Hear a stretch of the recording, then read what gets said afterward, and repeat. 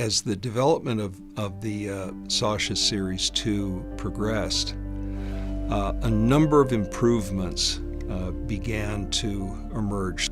One was in the low frequencies through upgrading the structure of the enclosure, improving the speed of the bass and reducing the overhang. By using the laser vibrometer system, we're able to really see that there are always areas to improve in.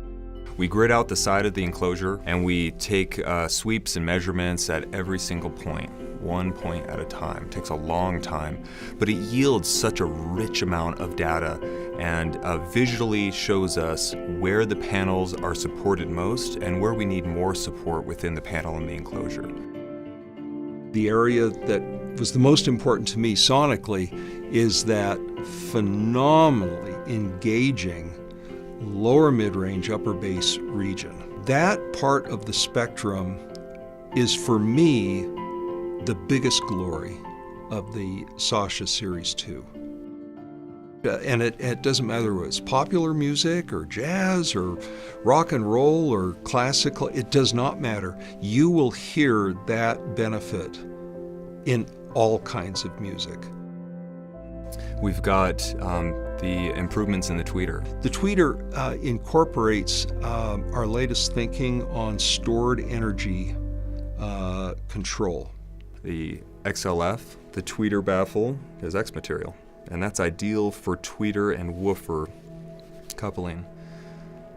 With the Sasha and the Watt Puppy line, that baffle has always been the same material, and Sasha is S material, designed specifically for the Sasha. By changing the angle between the mid-range and the tweeter, we're able to use the X material with the tweeter. And so now that front baffle is a combination of various materials which highlight the performance characteristics of each of those drivers in the most optimal way. From the front, of course, it looks just like the tweeters in the Alexia and the XLF. They're not the same tweeter. They're bespoke to the particular product that they go into. So it's not just an off-the-shelf thing that you just toss in there and one size fits all. It's a convex dome design. In order to get the best from that tweeter, you have to be more on axis to that tweeter.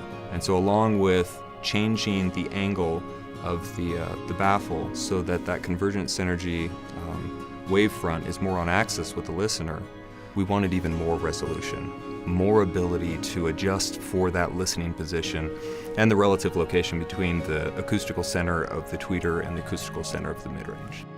Why only limit the customer to 4 positions? Why not give them the staircase in the max and the ability to adjust it with 3 different spikes and a staircase with 10 steps? So the amount of adjustability has exponentially gone up. I haven't stopped to count them, but it basically would accommodate a very wide range of listening distances and listening ear heights.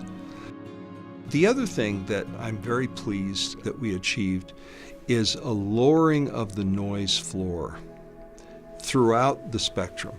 That's the result of enclosure design, the improved timing, because time incoherence creates noise. When you add one improvement on top of another and another, they add up. And the sum total of all those improvements adds to the emotional experience of listening to music and to be in that concert hall or to have that musician right in your living room when you close your eyes.